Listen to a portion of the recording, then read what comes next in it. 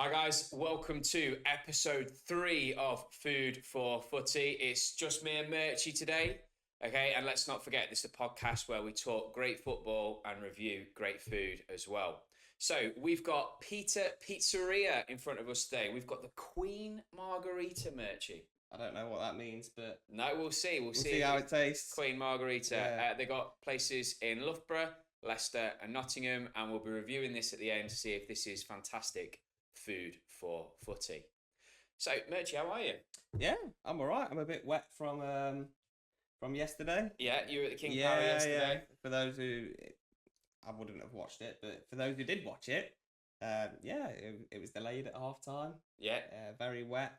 So, yeah, still recovering from that and the painful game that I watched as well. Well, come on. We always start this pod, don't we, by talking about the footy. We always film on a Sunday before the Sunday games. So I know the big one is City Arsenal, but that hasn't not Forest Brighton. No, but hasn't happened yet. So Saturday's football, but I know you're desperate. Yeah. To start off talking about your team. Oh yeah, I don't know where to start if I'm honest with you. It's just I know it's very early at the start of the season, but it was a big relegation weekend, wasn't it? Massively, because you had the other teams playing each other as well, which we'll come on to. Yeah.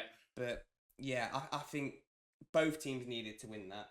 I don't think a draw probably helps Everton more than it helps us because they've got a point on the board now. However, from their point of view again, they've lost more points from winning positions. Yeah, they should have won. They should have been 2-0 up. It's just Leicester for me at the minute. I love my club. Steve Cooper is not it. We need to just bin now and bring somebody who's going to stabilise us and keep us up, and hopefully in a few years' time become that club that we could get back to being a few years ago. But who would you go for? For me, Moyes. David Moyes. David Moyes. He's free. Like, you know what you're getting with Moyes. Yeah, the football's not fantastic, but you're going to have a team who works hard, are solid in their shape, and will grind games out like West Ham did a few years ago in Europe. Yeah. Steve Cooper is not a Premier League manager. His tactics are really poor. His game management is really poor.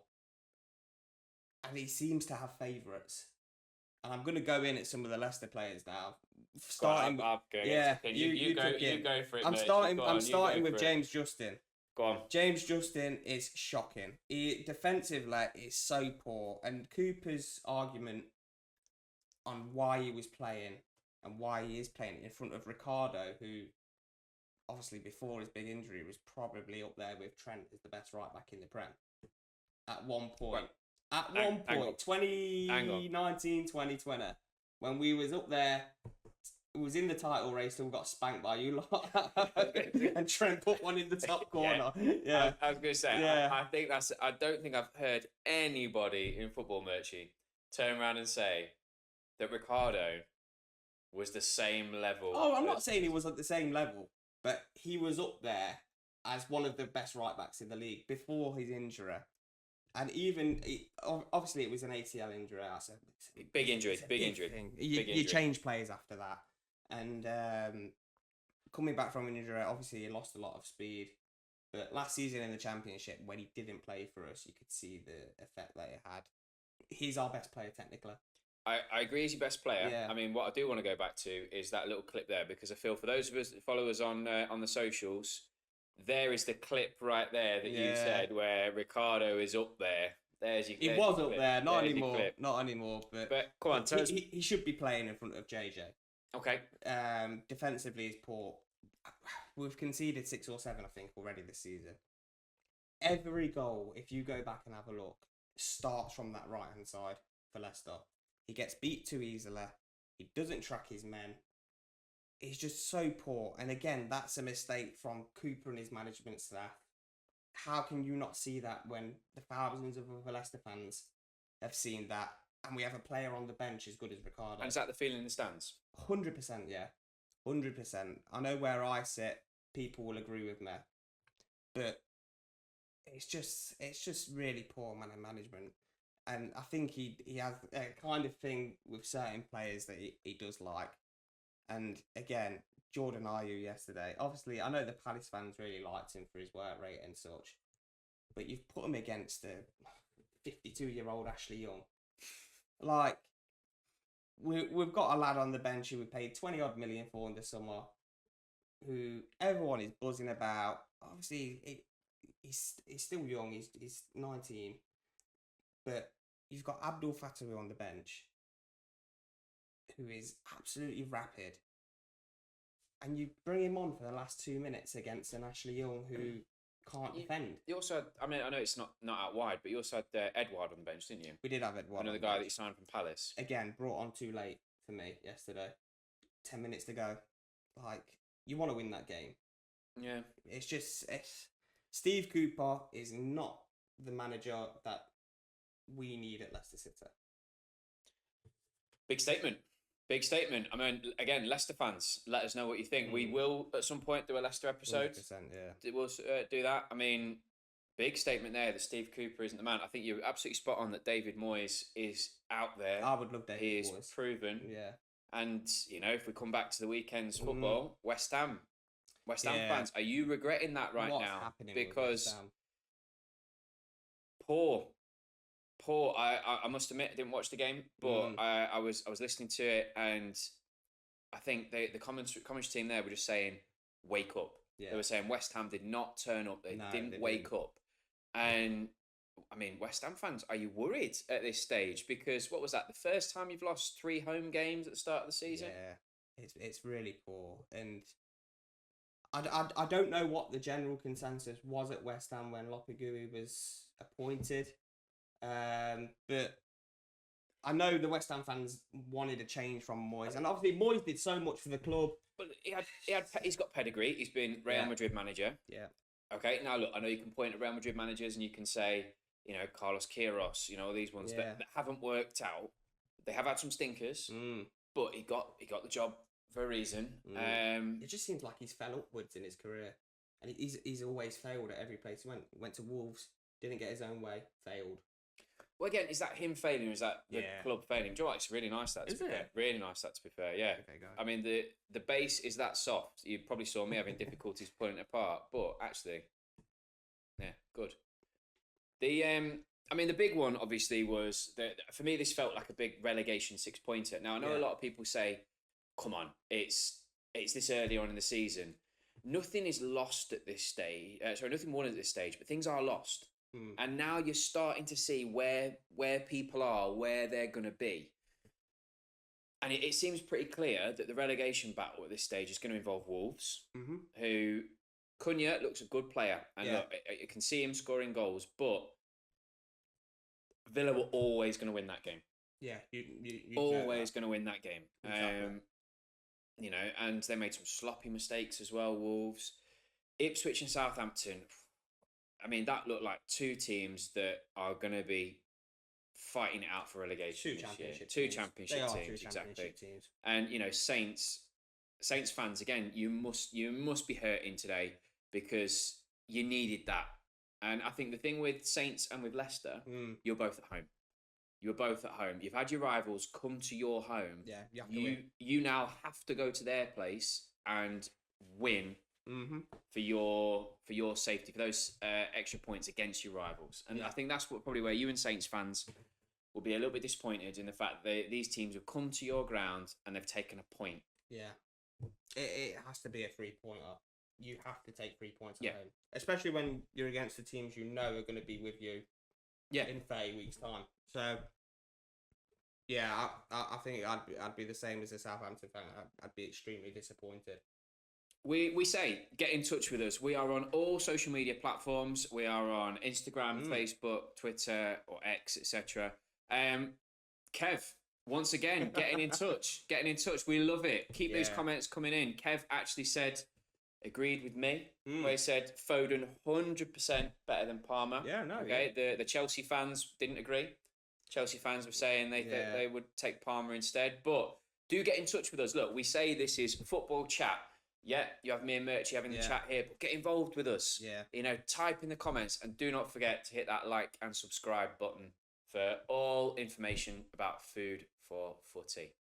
I'm a very happy man. Yeah, of course. I'm a very happy man. As you'd hope. I text you saying I was nervous. Yeah, you were slightly worried. After the Forest game, you know, that's been brought up a lot this last week. I hoped the AC Milan would stop the Forest comments, but they kept coming. They kept coming. But and when Semenya scored in the early on, I got a buzz on my phone. Saying they went 1-0 up, and I thought, oh, I was a little bit worried. Not again. But Luis Diaz. 5 goals in 5 Premier League games. He looks the business. I spoke about it last week when we was comparing top scorers and stuff with the Chelsea fans. And I said Luis Diaz would be in there this season. I just think he looks a different player. He does. I mean, he's hit. For me, I think, and there will be a Liverpool episode at some point, but I think there's a few players this year that had to step up for the Liverpool future. Diaz was one of them. He was linked with the move away. You know, talk about Barcelona. And look, the South American players, when they come in, I'm under no illusion that they want a Barca or a Real Madrid. Yeah, that's the dream. Yeah. He's playing like it now. And do you know what? If we get a fantastic season out of Luis Diaz where he gets, 15, 20 goals, fantastic. I think he will get 15 minimum this season. He's looks so dangerous. He's looking good. Well, the most he's got is... He'll get 10 against us. The most he got was 8. Well, the most he got was 8, and he's already on 5. Yeah. 5 games in. So, looking good. And he was unlucky not to score last week as well. He was. And, Darwin Núñez's goal. So, does that cement a place for Darwin again up top now? The thing is, he played well. It wasn't just his goal. He played well. His link-up play for his goal, in fact, was really good. But there's something there with him.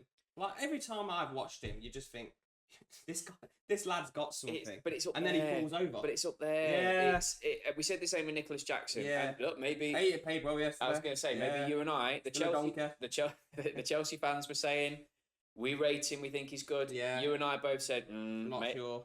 I didn't know whether this might have to be a humble pie rather than a pizza. Not yet. We'll see. I think they were playing a disorganised West Ham side. Well, yeah. Do you know what? I think the big controversy that I wanted to talk about with the Saturday results was VAR. And I don't actually think this has been talked about enough from what I've been seeing on the socials. There were 3 massive decisions that it got wrong. The Martinez red card, well, it wasn't a red card, but should have been a red card. Vicario handballed outside the box. Yeah, I'm not sure what they've missed there. And then the Kudus pullback. I was sat watching Match of the Day last night. I was listening to all the other football podcasts and socials and things. I don't know why it's not being talked about. Yeah. I think VAR now is in that little bit of limbo where every fan of football who watches a Premier League club play week in, week out knows that VAR is useless and it's ran by useless people. The refereeing in this country is ridiculously poor. And if you're having them same people run VAR, what is the point of it? Like, what is the point? For me, who spent the season in the Championship last year, loved it. We didn't have VAR, did you? No VAR. No pausing when, is it going to get disallowed? Yeah, we had a few moments where we wish VAR would have happened. Example, there was in the Leeds game last year that we lost. We should have been 2-0 up. Daka wasn't offside. Ended up losing 3-1. So there's pros and cons, but when you've got the same incompetent people refereeing and running VAR at the same time, you're just asking for problems. And another thing is, why have we not implemented this offside technology that was at the Euros? It's coming in after Christmas, apparently, isn't it? Coming in second half of the season. I don't know why it's not the start of the season. It's there. I don't get it. But for me, VAR was brought in, and this idea is to improve the officiating and to make sure that there's less controversial decisions. Now, I've heard what people have said about the Martinez one. Yeah. He gets the ball, and the referee has acted. The referee's given a yellow card, made that judgment. The Vicario one, I didn't even hear why the Vicario one didn't get involved. Again, I don't get how it's not a clear and obvious error. I don't like all this clear and obvious. For me, if you're if you've got a referee, the referee can only see so much. And what we're trying to do is we're trying to have, got such a quick game now. Everything's played at such Very speed. fast. If the referee had the angles, had what we can see when we're watching it on the TV, some of the decisions might be different. And actually, what would be wrong in that case in turning around to the referee and saying, right, we've seen that Vicario has handled it outside the box. Either go to a monitor and have a look at it, or we can see this. It's clear as day. You don't need to go to a monitor. Go and give that red card. Because actually, it's not undermining the referee. And people keep saying this. They say about, it takes the power from the referee. It gives the referee more eyes. Exactly. The referee is still the one that is giving the cards, so the players are accountable to the referee. If a player goes up to the referee and starts getting in their face and giving it this, they're going to get sent off as a result, because that's the referee. It's help. It's help. I don't get why it's seen as, VAR can only intervene in certain points. Our referees in this country need the most help possible. So give it to them. Yeah, exactly. Give it to them. And actually, with incidents like that, the people trying to talk how Martinez are saying, he gets the ball. He jumps in the air. For me, as somebody who's qualified as a referee, obviously not at a super high level, but I know the laws of the game. And the law of the game there is dangerous play. He's come off the ground, 2 feet, pointing in the direction of an opposing player. That is serious foul play.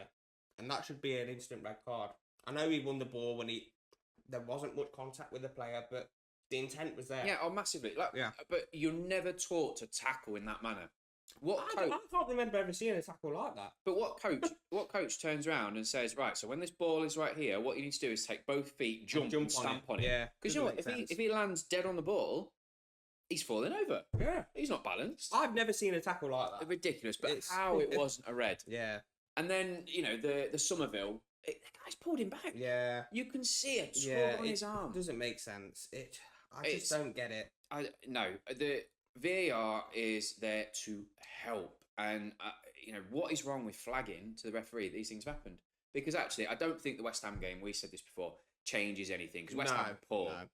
But I think if Martinez is sent off, that gives Palace a huge chance to go and win that. 100%. And then, actually, if Vicario is sent off, that game was back and forth. Oh, yeah. Back and Brentford are a good side. They are. They're a good side. And with Spurs being 10 men, you'd expect them to go on and minimum take a point. Well, who would Spurs? It gives Ange the decision. Who do Spurs take off? Yeah. Who do they take off? Do they? Well, they'd have to sacrifice an attacking player. We think so. In which case, they already had Kulusevski, Son, Solanke, who did well. Yeah. And there, I know they're playing Maddison a bit deeper. Yeah. Who do they take off? So it causes a problem, and it changes the dynamic of the game. Maybe Spurs sit back a little bit more. And look, they might play out a 2-1 win at that point. Yeah. We don't know. No, we don't. Exactly. We don't know. Exactly. But no, so we've avoided it so far on the pods. This is 3 weeks. Yeah, 2-3 weeks. But I could have spoke about it last week with episode 3. Game, we're saying big controversy. Yeah, VAR. Should it be binned? Or should it be implemented in a way Well, do you know what? that benefits referees? Do you know what? I think I was looking on socials. When they were talking about having that vote about VAR. Oh, it was for Wolves last year, Exactly, wasn't it? And it got voted 90 Well, to Wolves, 1. I think we can all agree. And look, put it in the comments if you disagree. I think we can all agree. Wolves were robbed last year. The amount of decisions that went against them. No wonder they wanted to put a vote in. Oh, God, yeah. But, and look, every club thinks they got robbed.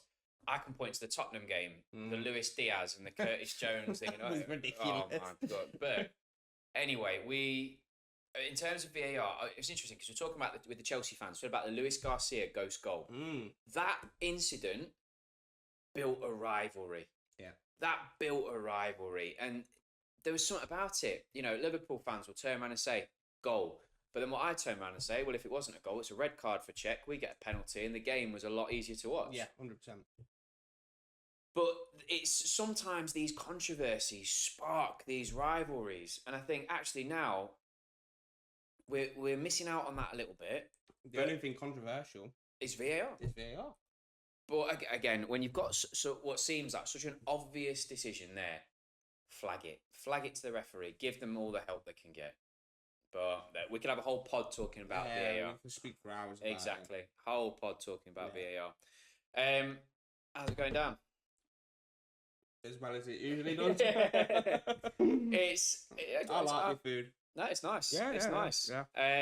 Well, we'll come to the grading at the end because we said last week this pod is going to be about what makes a big club. I feel this is going to be a controversial one, Murchy. I think there will be numerous clips from this. Yeah. Right. There's two segments we like to get in our pod. Outside the box is our favourite, but I think this is going to be the big one because it is time for a slightly different. Do you want me to do the point again? You can do the point again. Murchy's marks. Yeah. Nice graphic. Exactly. Yeah, something like that. Right. Yeah. Murchy's marks. We're going to do it slightly different this time because it's Adam and Murchy's marks. Because what we've done is we've thought, right, big clubs. And we're going to get into discussion maybe about why we did our lists as we go and what makes a big club. But I've done a list, you've done a list. Yep. I don't know your list, you don't know my list. And we split it into 4 categories. This is for English clubs. Elite club. Big club. Pretend big club. And used to be a big club. So you'll see why this is going to cause some controversy. Yeah. And look, I can't wait to read the comments and see what comes through with this one. But I think the elite club one is easy. It's fairly obvious. I think it's fairly easy. I assume we've got the same clubs in there. Yeah. Liverpool, Man United. Yeah. And Man City fans will argue, but we've done this. It's been 10 years, lads. Like, calm yourself down. United, Liverpool have been doing it for God knows how long now. They are 2 of the biggest clubs in the world. United, probably the biggest club in the world still, I would say. In terms of fans and revenue. But in the Premier League, they are the best of the best in terms of elite clubs. There's no one bigger. That's my opinion anyway. I'm chewing very hard right now, Murchy. Right. Okay. Revenue, yes. Revenue, yes. Look, I grew up as the Premier League era really started taking off. I remember you could buy absolutely everything with a Man United badge on it. They marketed themselves incredibly well. They always do really well with sponsorship deals, etc. No doubt revenue. If they got their act together upstairs in the boardroom, FFP shouldn't be a problem for them, the amount of money they bring in. They've got one of the biggest stadiums in the country. Needs a lot of work doing. Needs a lot of work done to it. It's got a few leaks with the rain we've had this weekend. Yeah, well, I'm surprised it's still standing. Good job we weren't playing at home. But I can't say that they... I mean, look, I know they've got 20 league titles. We've got 19. I know that. But what I know... You know what I'm going to throw at you? They've got 3. We've got 6. Like... There's pros and cons for each club being that number 1 club. And it could go either way. That's the debate, isn't it? And look, again, put in the comments who you think, especially if you're not a fan of Liverpool, Man United. I cannot take my bias hat off here. I cannot do it. I'm looking from the outside. There's no world that you would ever hear those words come out of me saying that. For me, we are the institution of English football. We put English football on the map. But I think what makes both those clubs an elite club, I think first of all, you touched it spot on. We said over 10 years. Yeah. We dominated English football in the 70s and 80s. They dominated in the 90s and noughties. 9 European Cups between us. They are the supporters all over the world. The huge fan bases, recognised everywhere you go. Yeah. They are institutions for what they've done, and it's the fact that they have huge fan bases, huge commercial revenue, huge history, huge fan bases. They are the elite clubs. They're and I think another thing as well is when clubs get them in a draw. Okay, United aren't in the Champions League this year. Okay, but whoever draws them in the Europa League is going to be like, we've got United. We've got Man United. We could be out. Big pull that. Yeah. Huge pull, and it's everyone's cup final. Yeah, of course. Everyone's cup final. I know they've been poor since Fergie left, but they're still Man United. They've got a name, and look, I think we will do a Man United episode as well. I imagine what they'll turn around and say is even when they were, Europa League beforehand, they were still pulling in a Pogba and things like this. Yeah. They've got pulling power for players. They're Man United. And, you know, we were absent from the big scene for 30 years. It took us 30 years to win another league title. Yeah. And, you know, when I was a teenager, we were, you know, 7th, you know, mid-table, not really doing a fat lot. Okay, we won trebles. Yeah. You know, people call it the Mickey Mouse treble, but it's still a treble. Yeah. But we still could get players in. People still wanted to come and play for Liverpool Football Club. Yeah. So I don't think there's much argument about that. No. We've missed out. Right. Big club. I've got 3. Oh, okay. I've got 3. What's How your many 3? how many have you got? Could be more than 3. Okay, right. Yeah, it could be more than 3. Right, first one I got Arsenal. Yeah. I've got 100%. Arsenal. They're a big club. I don't think they're an elite club No, I'm with you. because they've not won Europe. Yeah, and I think that's the factor that changes it for me. But then my other big club would be Chelsea. I've also put Chelsea as They a big have club. they have won European success. But it's- have they had that sustained That's success? That's for it. this long. Because Arsenal, now look, we said that we are not really the stats people. There's not going to be a graphic up here with all these different stats. But I did do a little bit of research. Okay, Arsenal have won the league the 3rd amount out of all clubs. So you've got Liverpool and Man United. Man United, Liverpool, so Man United. Yeah. I say they're top. All right. But then it's Arsenal. I think they've got 13 league titles. Okay, they are a big club. They have history. Yeah. History does come into it with a big club. You know, you think about the players that have played for them in the past that have graced that team. Yeah. Invincibles, history that has never been done before. Yeah, and that's a massive factor. Huge thing. Look, I know people throw the draws out there, but Doesn't matter. you're still invincible. You've still done it.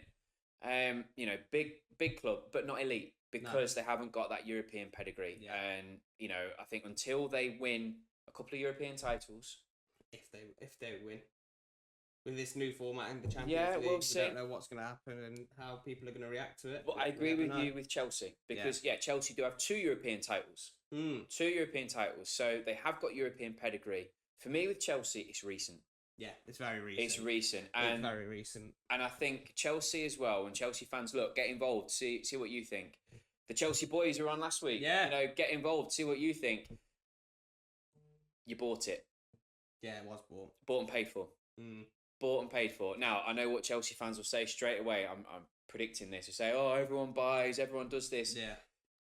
Money you bring in from commercial revenue, from doing all this, from ticket sales, from you know, sponsorships because of who you are. Yeah. That's fair enough. But the fact that we spoke about it last week, Abramovich came in, injected mass amount of money, you know, buying all the best players. At a time that wasn't done. Yep. It was completely new and probably shifted how football is today and how money is spent today. Just from that one era. There's no Man City without Roman Abramovich. No, Chelsea. he started it. Yeah, 100%. And I think there'll always be that with them. But then the fact it's not sustained. We said last week with the Chelsea boys, for all the great teams they had, they could never sustain that success. It's always a 2 or 3 year period and then boom. What is it they've got? Again. 5 or 6 league titles. And that's not a lot in the history. And No. they were all very, very recent. So for me, Chelsea... They are a big club. Big club. They are a big club. Not an elite club. No. But a big club. Yeah. And I think it's because I don't think... Here's a clip. I don't think they've got as big a fan base as you know, as Liverpool or United. Would you say Arsenal are a bigger club than Chelsea? I think they've got a bigger fan base.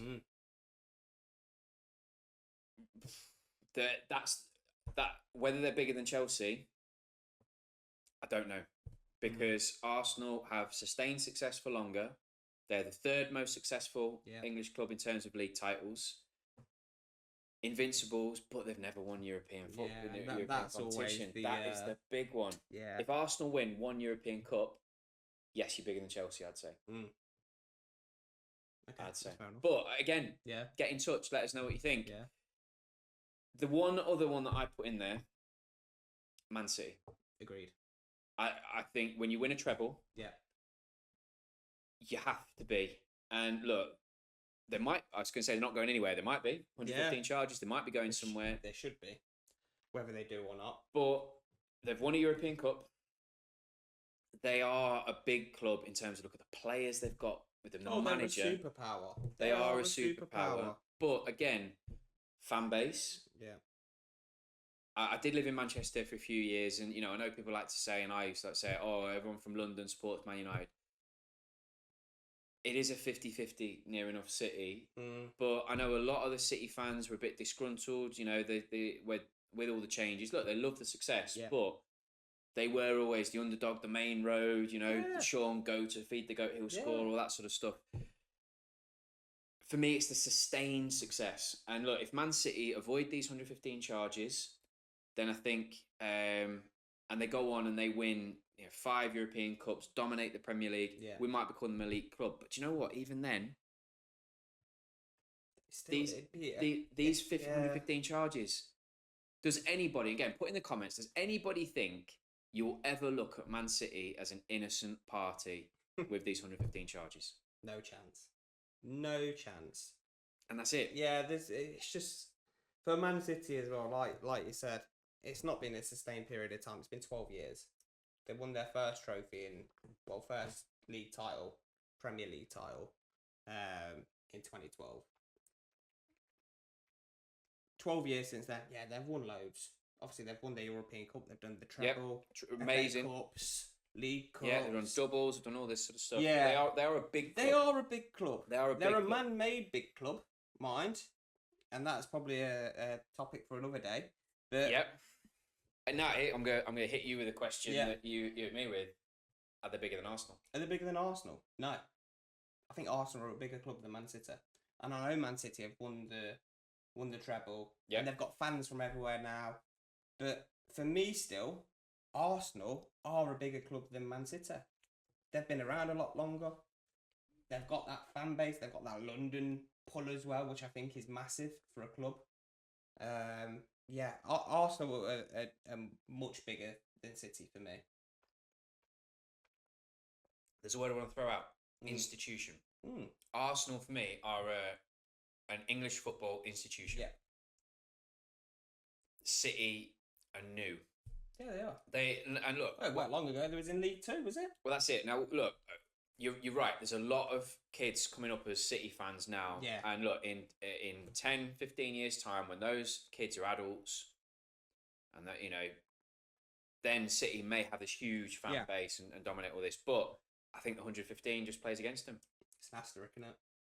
Man City with an asterisk in it. Exactly. But look, I said I only had 3. You got more? I have. Go on. For me, I put Newcastle in there.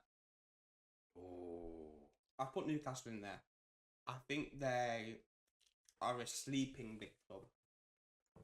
And I think now they've got the Saudis backing them.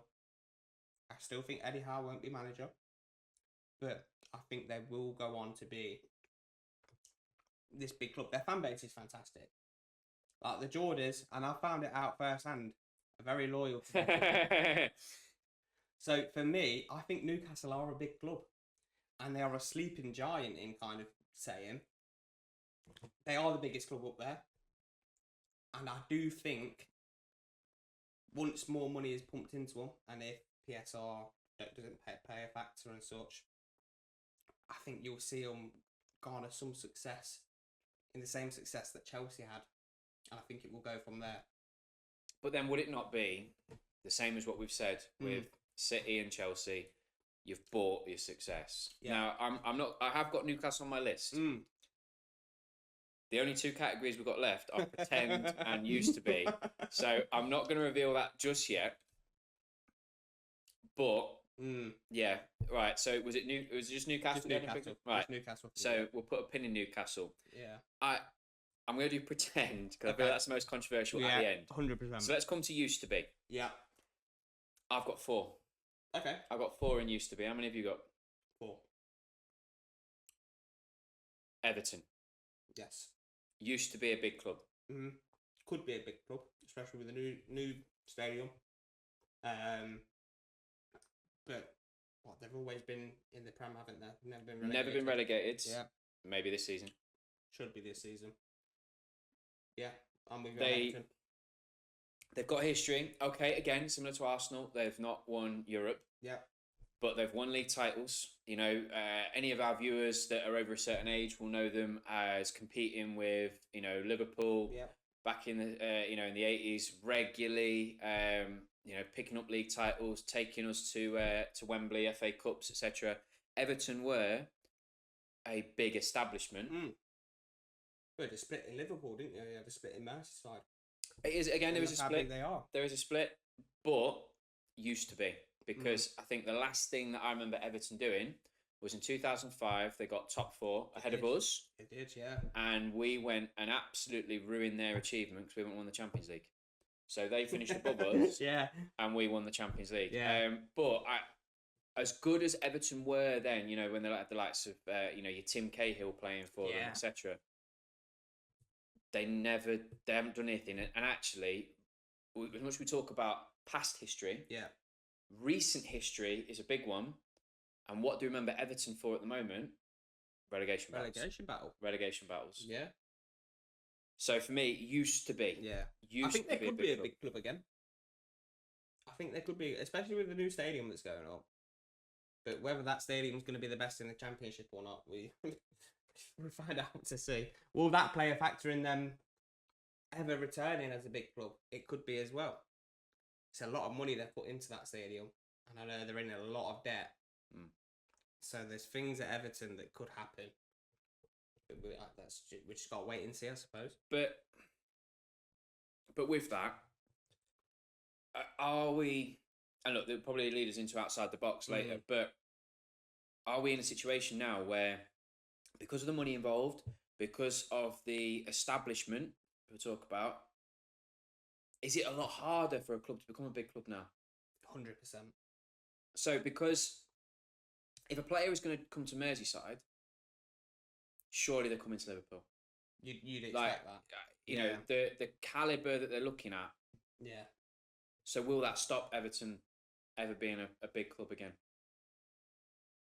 You'd think it would now, wouldn't you? But then even if you come into the Northwest... The gap now from clubs who are competing at the top level to those... Huge. And look, anybody can beat anybody in the Premier League, because I know Everton fans, that you'll remind me that you beat us at Anfield last season. Yeah, fair play. Played us off the park. But you're not a bigger club. No. And will you ever be? Will you ever be? I don't know. I think they will now. Right. Give us another used to be that you've got. I've got Leeds. I've also got Leeds in mine as well. I've got Leeds. Yeah, used to be a big club. Yeah, back in the noughties.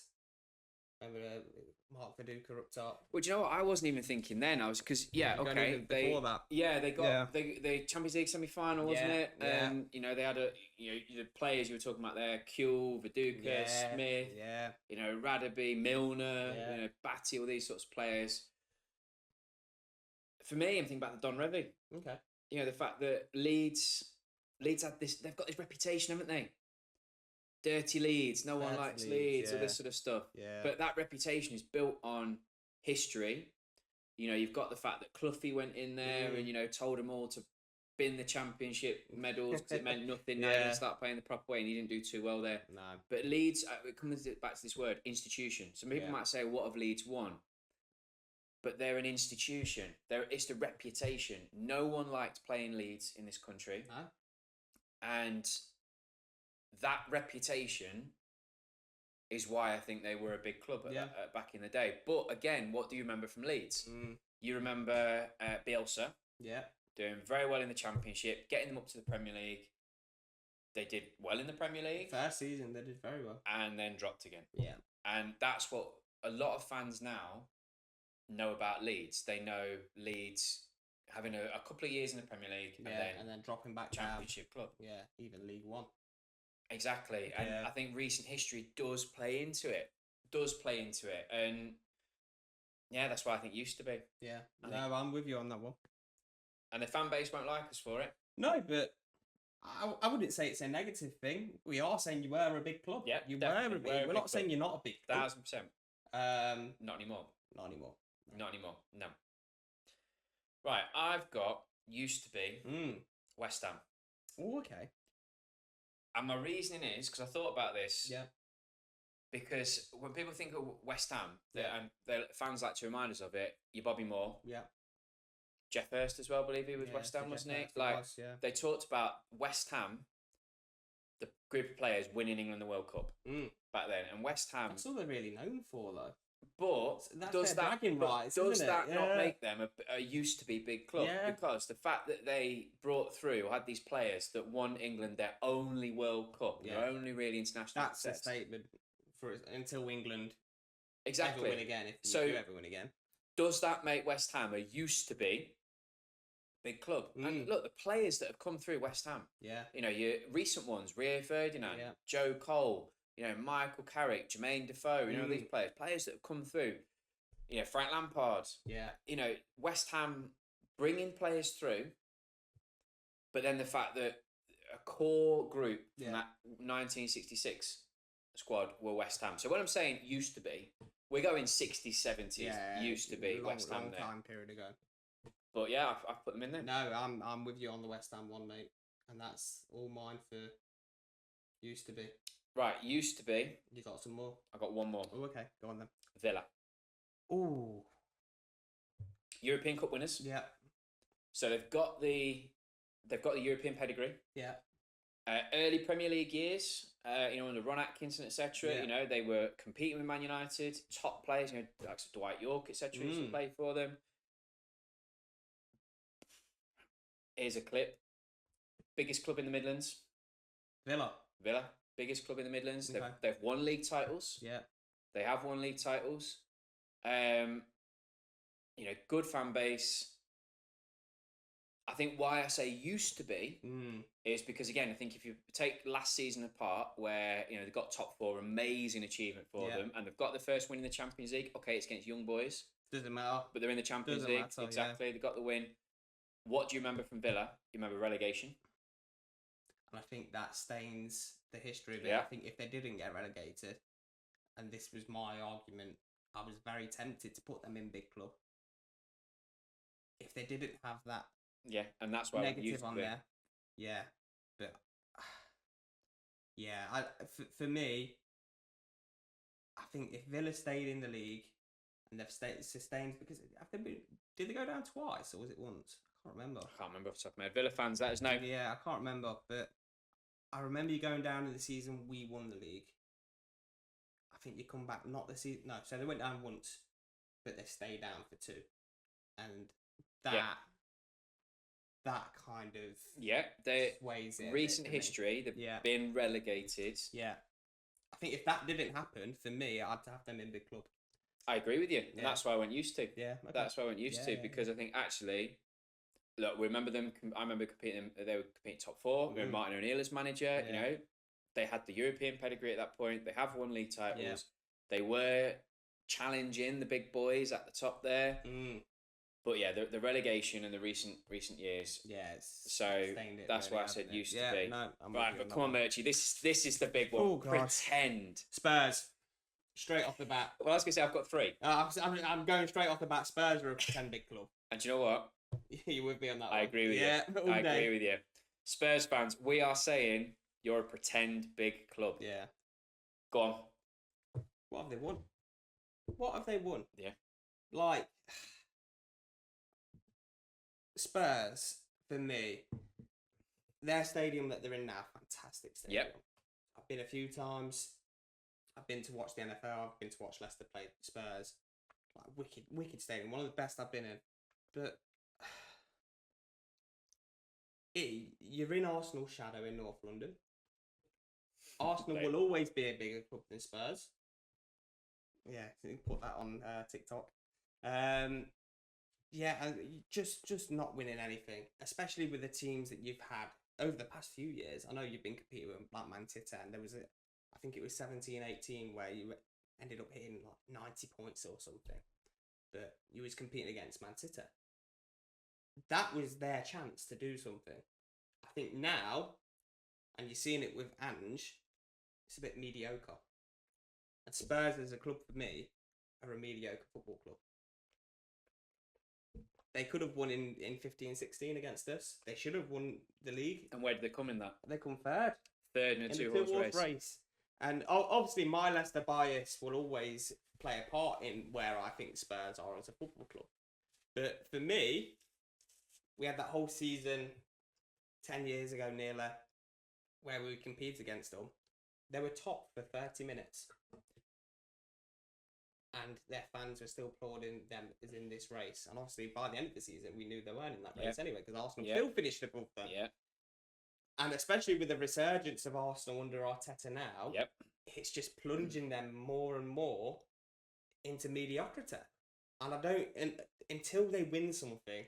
Well, they won the League Cup, didn't they? What, back in was it the early 2000s, around then? Yeah. Was it Harry Redknapp? Yeah, I think it was. I think it was Harry Redknapp, yeah. It? But... That's it. That's it. Now that's the League Cup. They have won league titles. Not many, but they have won league titles, and it was a long time ago. Very long time. And I think, do you know what I was saying about when you said about could Everton be a big club? And I said because they will all because of the history that's built up with Liverpool, the history back in the day. Yeah. But then even now, the recent history that's building up, and then the commercial revenue. I don't think Spurs will ever be bigger than Arsenal. No. Spurs. You've got Spursy. That is an adjective that is used in football fans. It needs to be in the dictionary. Well, it's a Spursy thing to do, which means to bottle it. Now, look, do you know what? I think Spurs and Liverpool, that Champions League final was bigger than a lot of people realised because that was two young managers with very highly rated, Klopp and Poch. It was a boring final. It was an awful final. It was, but it was two clubs that you felt were on the edge of something. Yeah. Neither were, and look, we were unlucky not to win the league that season because obviously we lost it on the last game to City. But we'd only just done that. You know, the season before we hadn't been as good. Yeah. There was this feeling that whoever wins this would kick on, push on, and it happened. Yeah. And Spurs. Okay, you made it to a European final, so did Arsenal. And I'll say that, but both lost. Yeah. You've not got the European pedigree, and just for me, you've got a wonderful stadium. That's it. Yeah. That's it. That's it. Yeah. Spurs are a pretend big club. They're in my list. Right, I've got two more in pretend. Now, you'll notice we're not covering all the clubs in England because actually, I think there are a lot of clubs that don't pretend or don't think they're big clubs. Your club, Leicester, I don't think you ever shout and saying we're a big club. Yeah, there was moments a few years ago when but you could have pushed on. We should have pushed on. We didn't. That's a story for when we do a Leicester podcast. I don't podcast. think you've ever turned around and said, "Yeah, we're a big." No, even when we won the league, we knew. You knew it was a fairy tale. We're Leicester City. We're not the biggest city in the world. It was the fairy tale, wasn't it? Yeah. We never have claimed to be a big club. Those who have claimed on behalf of Leicester City don't know what they're on about. Right. My pretend one, Newcastle. Ooh. Right. Here's my reason. Okay? What have you won? Now, you joked with me off camera a few episodes ago. You said Sunderland have won more. They have. Sunderland have won more league titles. Sunderland a bigger club than Newcastle? No. But Sunderland have won more league titles than Newcastle. Yep. What have Newcastle won? Nothing really, have they? The signature of Alan Shearer. Yeah. They won the signature of Alan Shearer. Yeah. Look, Newcastle are a great club. I like Newcastle. The fan base, massively hardcore. Look, I'm well aware I'm going to get the stick now that you got about Eddie Howe, and it's coming in. Look, Geordies, I love you. You're loyal. And you know what? Going up to Newcastle, for those who haven't been to Newcastle, there is a buzz around the city, and especially around match day. We talk about Manchester, and you've got the City fans, you've got the United fans, Liverpool, you've got the Everton fans.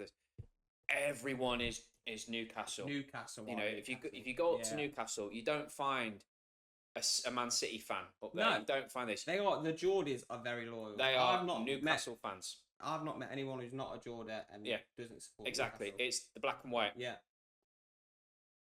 But you've not won anything. You've got a great stadium. St James Park's a great stadium. And look, St James Park can rock at times. Yeah. Absolutely rock. But you've got no European history. Yeah. You've not really got the English league title history. That's why I've said you're a pretend big club. Because you've not got the trophies to back it up. And look, do you know what? You win trophies, you win Europe, 20 years' time, let's have this chat again. Yeah. Because if you get Yeah. the history behind you, you've got the stadium, you've got the fan base. I spoke about Arsenal having the players. You Yeah. had some big players play for you. Alan Shearer being one of them. You know, Premier League top goal scorer ever. Did it in a Newcastle shirt. Yeah. But he won his league title, Blackburn. Yeah. And that's it. So look, I'm going to get some stick for it. I'm prepared for that. I don't think you can. You know, when we're talking about big clubs, we're saying elite is Liverpool and Man United. Yeah. You're not Liverpool and Man United. No. When we're saying Arsenal, Chelsea, and Man City are the big clubs, they've won so much more. Yeah. So much more. So I know you put them in big club. Yeah. I put them in pretend because you've got a great fan base, but that's about it. Medals on the table time, boys. I just think in a few years' time there will be, but that might be a story for later. Right, have you got another one in pretend? No, I've not actually. Right, that's all I've got. I've got one. You're gonna love this one. Go on. Forest. See, I didn't want to put Forest in pretend because they've got history. But that's all they've got. Germany League titles they've won. No. One. They won the league title before they won the 2 European Cups. Yeah. So, Forest, you have been great for 3 years. 3 years you've been great for. You have done nothing outside those 3 years. Yeah. I know Forest from my lifetime has been a championship club. Yeah. I was born late 80s, so I missed your history.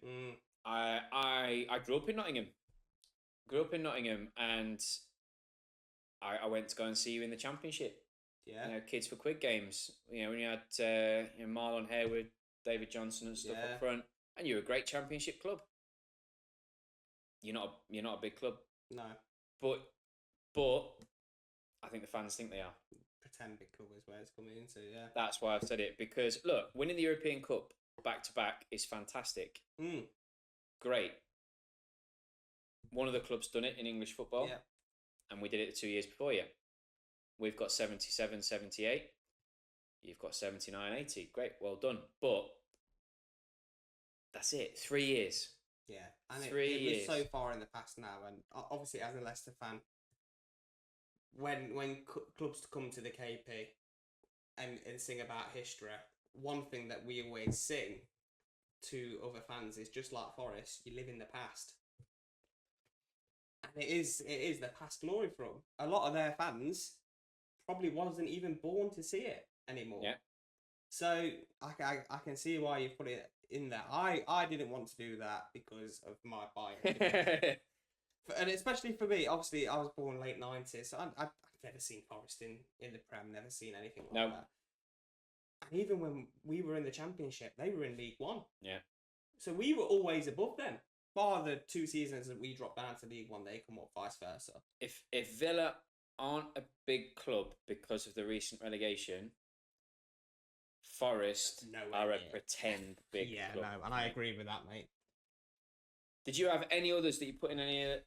No, pretty much bang on the same, mate. Bar the Newcastle flip. Yeah, we'll stick the graphics up here. We'll stick the graphics up here. But yeah, I think I'd say that's about right. What do you guys think? What do you guys think? What do you think about what we just said there? Who we ranked? Did we miss anyone out? Possibly. I went through. I had a look. Yeah. I couldn't see many that I could think of. No. And again, thinking about, and I think what we talked about with what makes a big club, we said fan base. Yeah. Big fan base. Got to have big fan base. History. It does play a part. It does play a part. History comes with reputation. Yeah. Recent success. Now, people might turn around and say, well, Arsenal haven't had recent success. They've won FA Cups, but they've still won trophies. They've challenged for the league title. Look, and, okay, they haven't won it. They haven't got across the line. There can only be one champion. They've challenged for it. Exactly.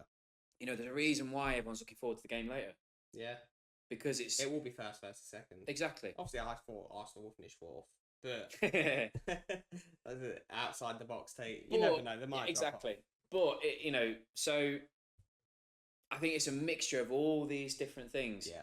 Recent history, past history, fan base, stadium, players that may have graced your turf. Yeah.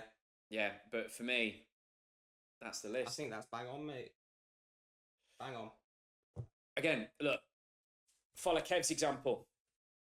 Put something in the comments. Let us know what you think. Did we miss your team out? Is your team a big club? Would you disagree? Would you change it around? The big one we disagreed on with Newcastle. Both put good arguments, I thought, for it. Who do you agree with?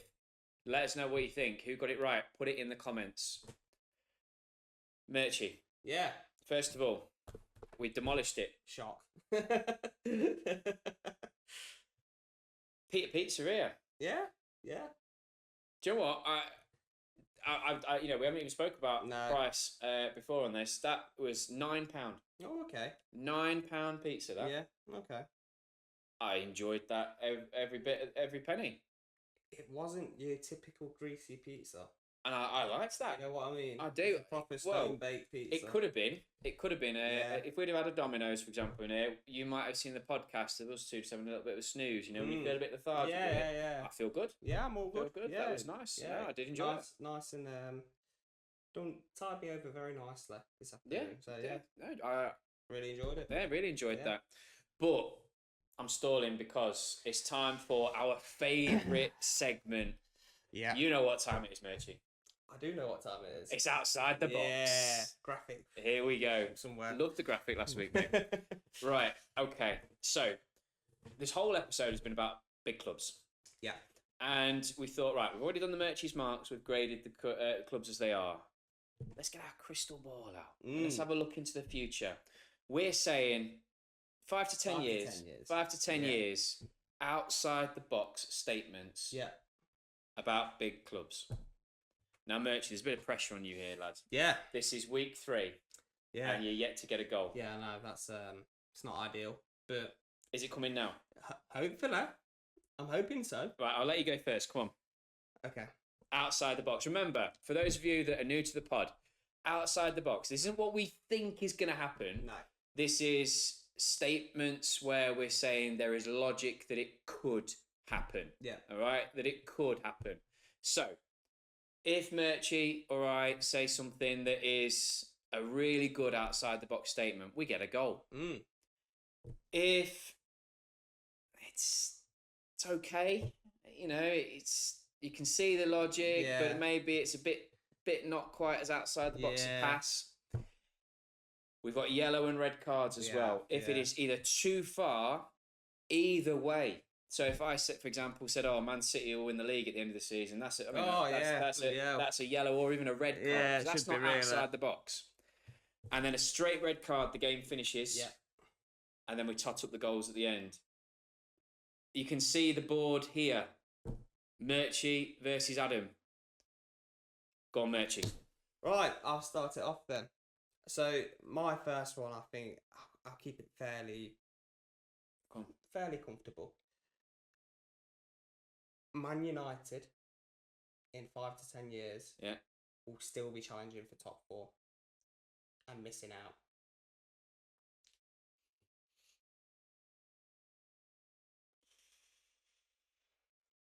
I don't think we're going to see Man United again as this phenomenon that we did under Sir Alex. I think that's gone. And I think the gap now with United and the other clubs, and it may depend on what happens with City, I think they'll still be challenging for top 4, and that's it. Do you know what? Because at first I thought, have you played it too safe? Because I thought, United don't look like they're going to do anything. But actually, I thought the signings they've made this season, I think, are much more sensible. Yeah. You could argue the De Ligt one. I don't think it's the same as the Varane one, because Varane was 28 when they signed him. De Ligt's younger.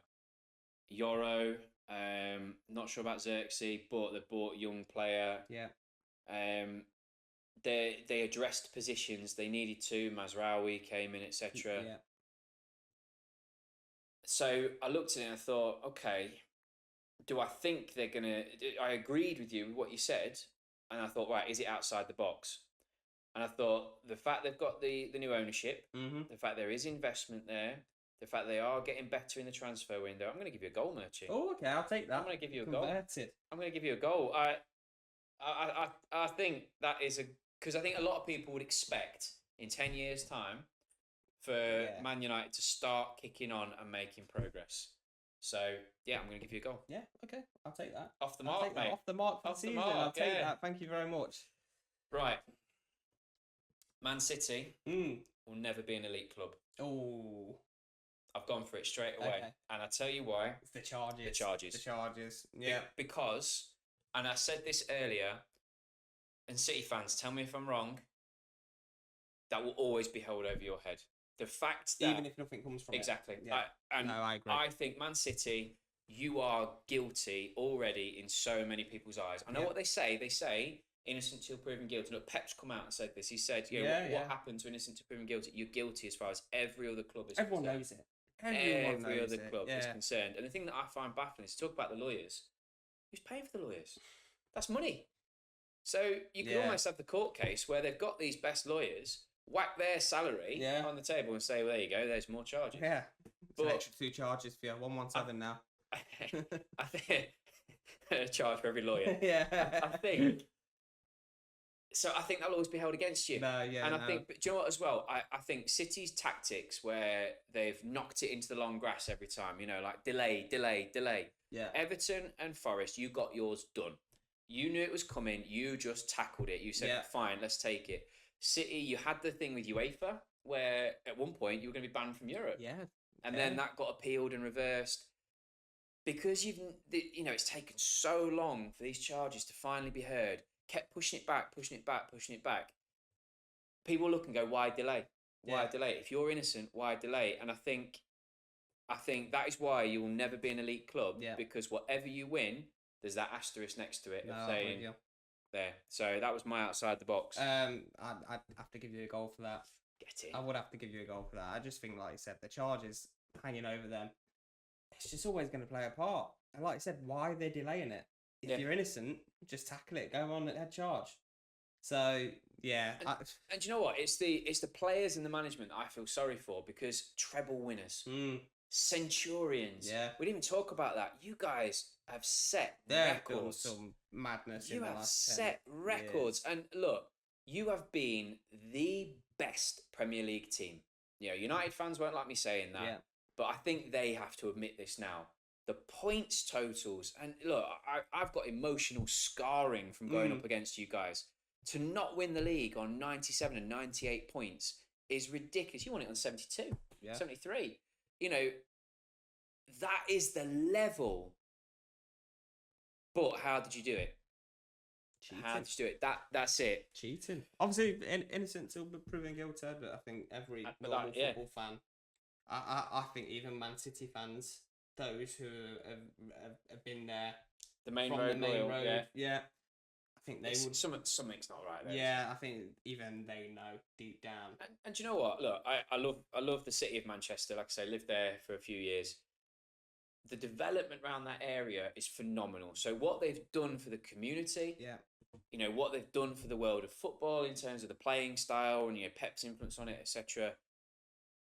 But there's your question mark, and it will always be there. Right, come on, Murchy. What a great start. 1-1. 1-1.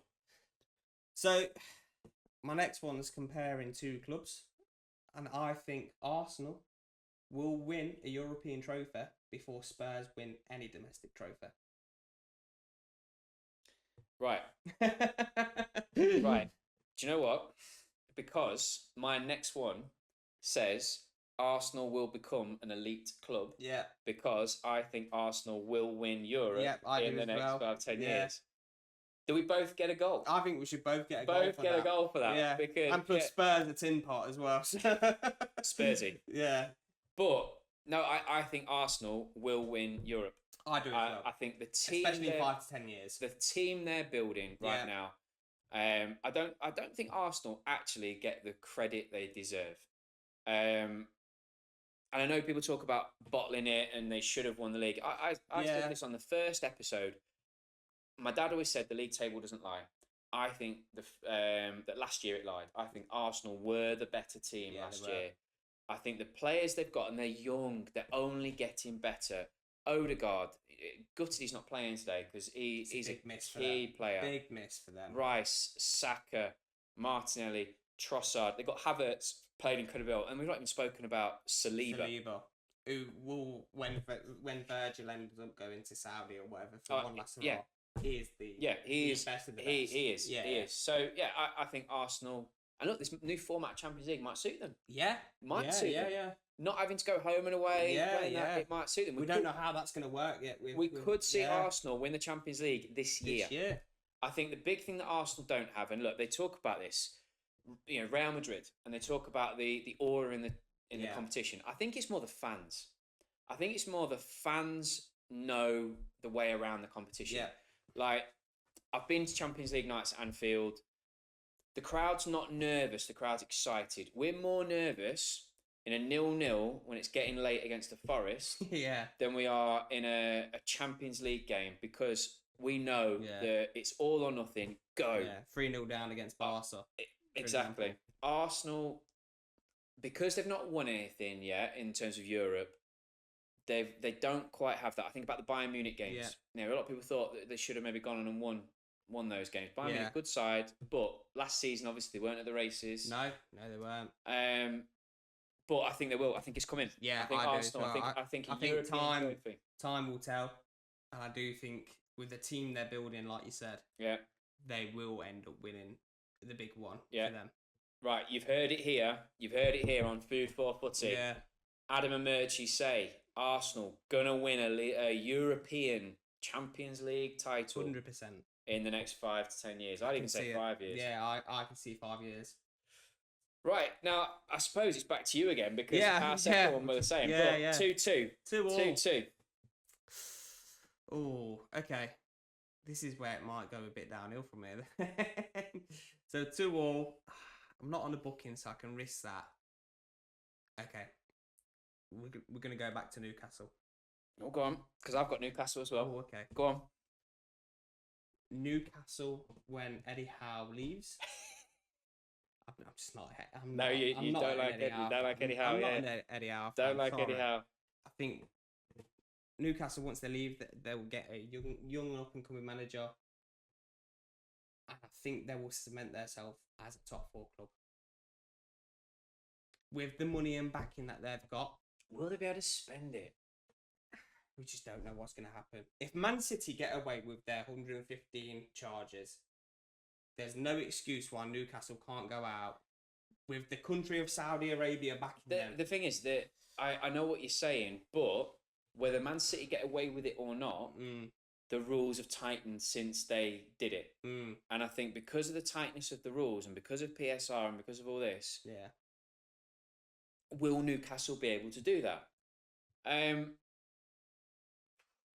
Cement top 4. I think they will. Cement top 4. I just think with the money that they'll have, and obviously the fan base is fantastic. So, and they're their only club up there. City, Arsenal, Liverpool, Chelsea.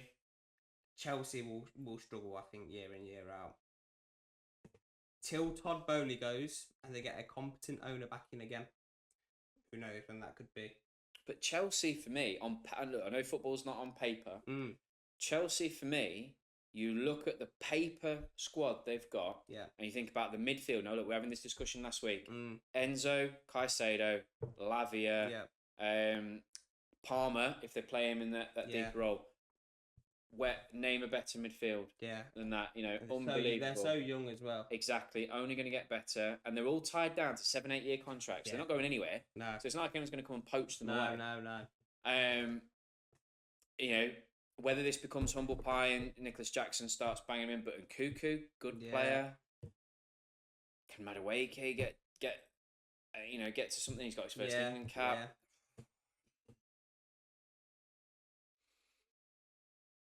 Cement top 4. So you'd say City, Arsenal, Newcastle, and then you'd have the 4th spot be between Liverpool, Man United, Chelsea, Spurs. That sort of stuff. again, I think it will just be Liverpool, and you'll have that top four as it was 15 years ago, where it was the same top four every year. You'd know it'd be the same top four in a different order. Yeah. And I think that's the way that we'd go in the next 5 to 10 years. Same top four year in, year out of these superpowers in English football, just in different orders in each year. But again, that will depend on Man City, whether they're still in the Prem.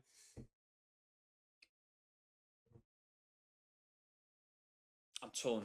And do you know what? You're not getting a card. You're not getting a card. Okay. I can see your logic there. I think it is outside the box shout. I don't know if it's a goal. Yeah. I don't know if it's hit home. No, that's fine. One. I don't know if it's just a pass. I'll take that. I'm torn. Guys, in the comments, let us know what you think. Yeah. Would you have given that a goal? Would you have given it a red or a yellow card? Personally, I'm going to go for a pass. Yeah. Because I think I can see your logic. There is logic to it. The money they have. Yeah. But I don't think it's going to happen. Yeah. But that's what I think. Outside the box. Go on. Right. Okay. Mine was new. I'll throw my Newcastle one in there. Okay. Go on then. My Newcastle one. Newcastle will win Europe, but not the Champions League, Europa, or Conference. They will win it in the next 5 to 10 years. Yeah. Okay. That was mine because I think same what you're saying. They've got money, and again, you look at their team. Gimaresh, I know he made a howler the weekend, but he's a good player though. He walks into any other side. I love Isak. I think that guy he's not been clinical this season, but I think he's struggling with injuries this year. I think he is. There's something there. Gordon is a good player. Yeah. I think they've got a really good group of players. If PSR means they can keep them, the big one is Gimaresh. Yeah. For me, because again, Isak, if he's not scoring, who do they bring on to score goals? Pope doesn't seem to quite be the same keeper he was maybe a few years ago. Their defence, Botman, good player, but will he be the same again coming back after injury? That, isn't it? But I think Newcastle will get into Europe, and I think I'm going to say in the next 5 years, I think they will win either the Conference or the Europa League, especially with the new format. Yeah. The clubs don't drop down.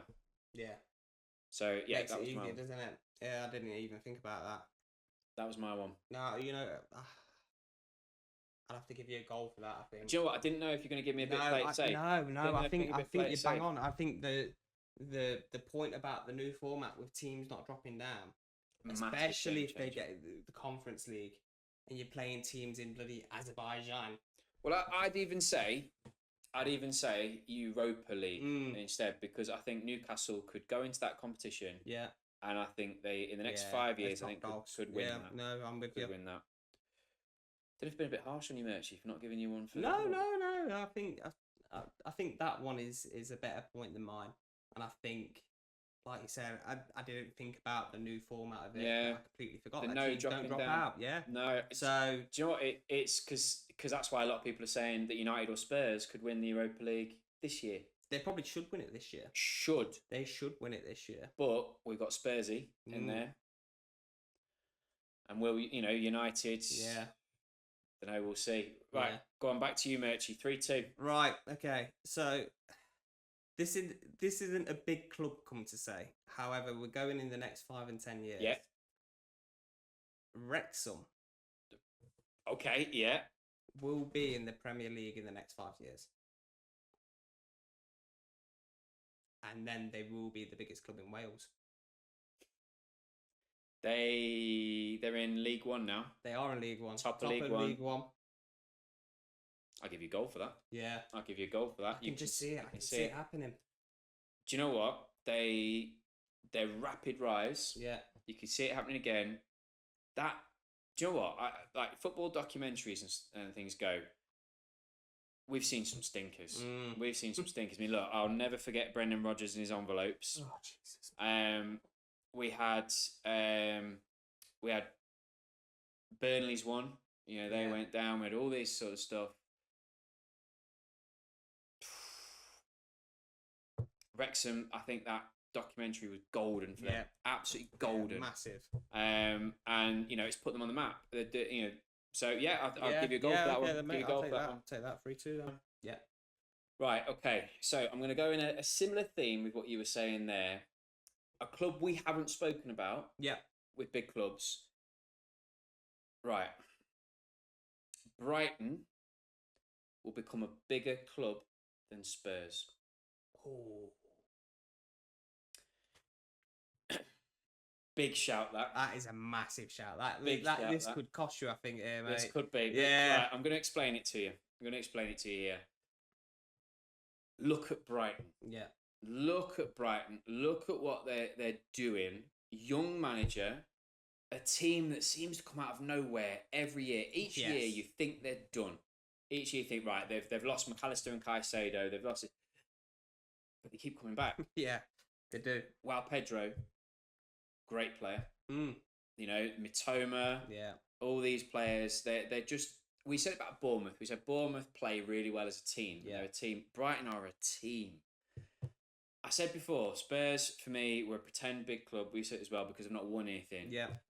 If Brighton win a Europa Conference or Europa League, do they become a bigger club than Spurs? Now, look, I'm not saying they become a big club. Bigger. Because they'll have the more recent history. Yeah. So, I think at the moment, Spurs are a big club, a bigger club than Brighton, 1,000%. Yeah. 1,000%. But the trajectories of both clubs, where they're going,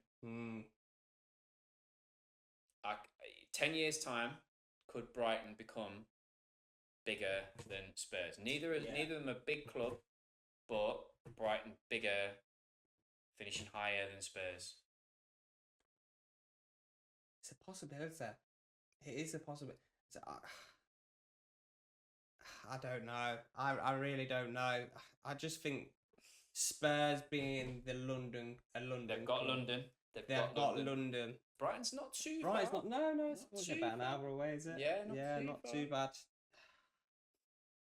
I just think it will be inevitable when Brighton drop off. They have to drop off surely at some point.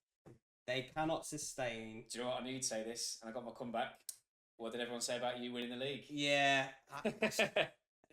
we were Brighton before Brighton. Yeah, as Leicester. The winning the league was a blip. It was just a stupid season. Brighton won't win the league. Brighton will never win the league. But will Spurs? No, Spurs won't win the league. But I think you've seen it with us. Yeah. The model that they have with Yeah. their players and their income, they sign someone from nowhere and the next thing is worth 80 million. Yeah. It will be, I think it will be inevitable that they'll fall off. There's only so long you can sustain it. Southampton did it. Yeah, they did. Same kind of club. They finished 6th one season. Everyone thought, wow, like we need to have the players. Yeah. Boom, fall off, and it does happen. It does. It might take 5 or 6 years, but it does happen. And I think Brighton will follow that same trajectory. I think they will drop off, and I think they will have that one season where their signings won't work. Well, that's it. They're key on their signings, aren't they? Yep. And their whole model. If they don't sign the next player, next one, and look, the next one that you can think of straight away they've got is Mitoma. You'd assume that clubs will be watching him. I know he got injured at the end of last season. Yeah, I'm still very surprised at that Brighton. But I think if Mitoma hadn't been injured at the end of last season, could have seen clubs coming for him. Yeah, so I think that was a big thing. Would have. Evan Ferguson, what happened to him? Yeah, but wow, Pedro. So it's massively outside the box. Yeah, it is. But I'm not expecting a goal. I'm wondering what card you're going to give me. Yeah, I think it's a yellow card. It's not a red card. It's not a red card. I think it's a yellow card. I've got away with that one a little bit. It's a yellow card for the first yellow. First yellow of the day. I just think Brighton will drop off a bit. There'll be a season they don't get it right. And that's when it will cost. John, I've even lost track of score. Is it 3-3? It's 3-2. Is it 3-2? 3-2. It is 3-2. There'll be a score somewhere. I gave you a goal for the Wrexham one. Wrexham. It's 3-3. Is it 3-3? Is it? 3-3, yeah, because I gave you a goal for the Wrexham one. Oh, yeah. It's 3-3. So 3-3 in the yellow card. I'm on thin ice. Right. Right. Come on, Murchy. We'll stay on the theme of teams we've not spoken about. Go on. Wolves. Now, Wolves are looking very shaky this season. Yep. Very, very shaky. Yep. When they went down to the Championship many moons ago, and they come back up with Nuno, I think they finished 7th in their first season when they come back. Yep. I think in the next 5 and 10 years, Wolves will drop down to League One. I think their recruitment has been poor. I think they've not backed their managers. And I think it's going to come and bite them. I think they'll go down this season. They'll struggle in the Championship next.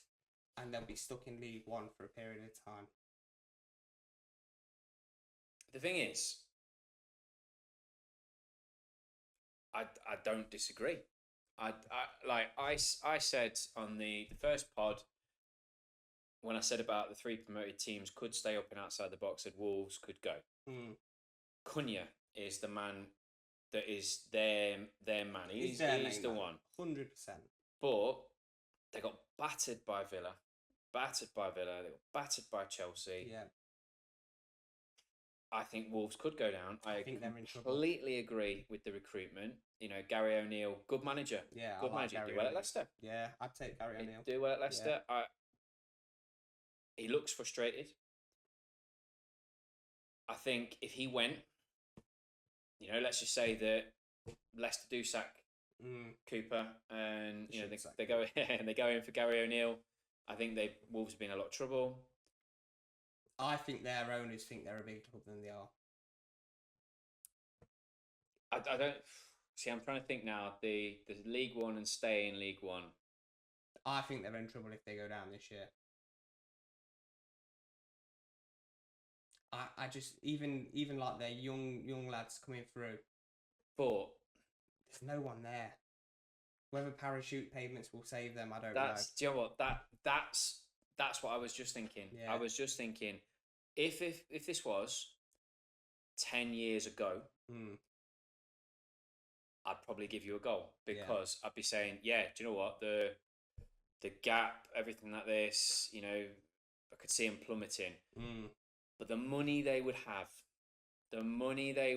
coming in, I think if they go down, there'll be serious questions asked at board level.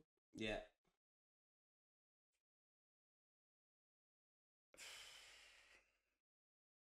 I'm thinking what players would be poached, because there's not many that I'm looking at. I'm thinking so there'd be that stability potentially coming there. With the parachute payments, with the money coming in, players would go and sign for Wolves. Yeah, Wolves have, you know, they are an established English club. Yeah, they you know they've got a good player. You know, they've got a good bit of history there. Yeah. I'm going to give you a yellow card, mate. I'm going to give you a yellow card. I don't see the League One thing. I can see the Championship. I can see Wolves. I just think if I said they drop down to the Championship, it's not outside the box. I'd get booked regardless. You would. You know what? I think they'll struggle again. I think they'll do something similar to Stoke. But do you know what it is? It's the money. Yeah. It's the money. Because Stoke didn't go down straight away. No. And Stoke, how long ago was Stoke? 2017. Yes, that's what I was saying about the payments, about the parachute payments. They're getting more, and I think now what we're seeing the gap. Yeah. The gap at the top. Look, you know, you guys went down, you come back up again. Yeah. Southampton went down. I think if we go down this season, we don't come back up that mind. Could be an outside the box shot. I don't think it is. I think it's right. So 3-3. Both yellow cards. Right. Villa. Yeah. Will become a big club again. Okay. We'll be saying Villa are a big club again, because I think Villa will win a European trophy. Yeah. I think it won't be the Champions League. I'm not saying win the Champions League. I think they'll win the Europa League in the next 5 to 10 years. And I think if they keep Unai, yeah. And I think Villa, the players they've got, what Unai is building there's a project. He seems happy. He seems settled. I don't think they'll be a mainstay in the top 4. but I think they'll be regularly challenging for top 4. Yeah. I think they'll be missing out seasons, getting in seasons. Yeah. But then I think when they're in the Europa League, I think they'll push on and win it. Yeah. And I think next 5 to 10 years, because they'll have got a Europa League, maybe even 2 wins under their belt, the fact they've already got European history, I think we'll be turning around and saying Villa are a big club. Yeah. No, I think I have to agree with you on that one. I think I'd have to give you a goal for that. Get in. Yeah. Villa are on that border already, aren't they? Of a big club, not a big club. Well, we were having that conversation, weren't we? We were saying we said used to be, and we said their recent history is what cost them, because they are an institution of English football. They've got a great fan base. If they didn't go down, they'd be a big club. Yeah, and I think that all it would need, because this is the difference between Villa and Spurs. Spurs need more than 1 Europa League to become a big club. Yeah. Because Villa have won European. They've done it before. They've done it before. Yeah. Might have been a long time ago, but they've done it before. Right, over to you again, Murchy. I've run out. I've run out of outside the boxes. You know what? I'm so glad you said that. Yeah, I didn't think we'd get this far. So have I. So, are we calling it? I think we're calling it. You know what? Yeah, I think we're calling it.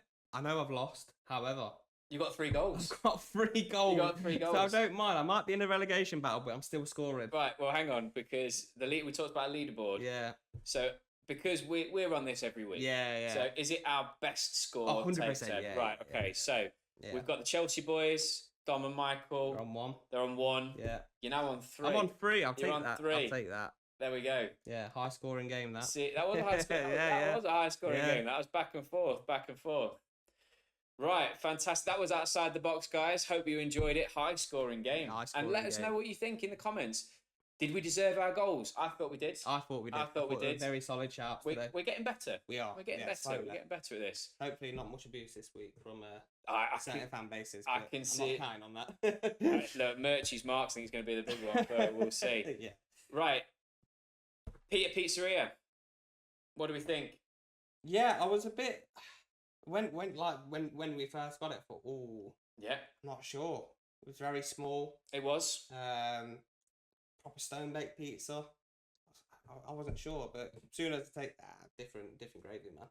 Really enjoyed that. Really nice. Do you know what?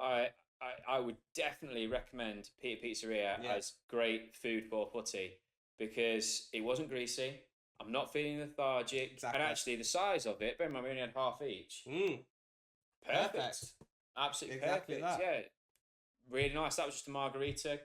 Queen margarita. Queen margarita. I still don't know what that means. But hey, it was tasty. It was nice though. Tasty. So, yeah, enjoyed it. Yeah. I enjoyed that. Yeah. So if you're around Loughborough, Nottingham or Leicester, get yourself down to Peter Pizzeria.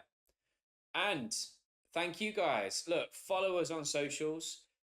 Give us a like, give us a subscribe. And look, like we say, we are a football community. Get involved with the comments. Okay, get involved with the comments. Let us know what you thought of the episode. Let us know what you think about what makes a big club. Murchy, always a pleasure. Always a pleasure. See you later.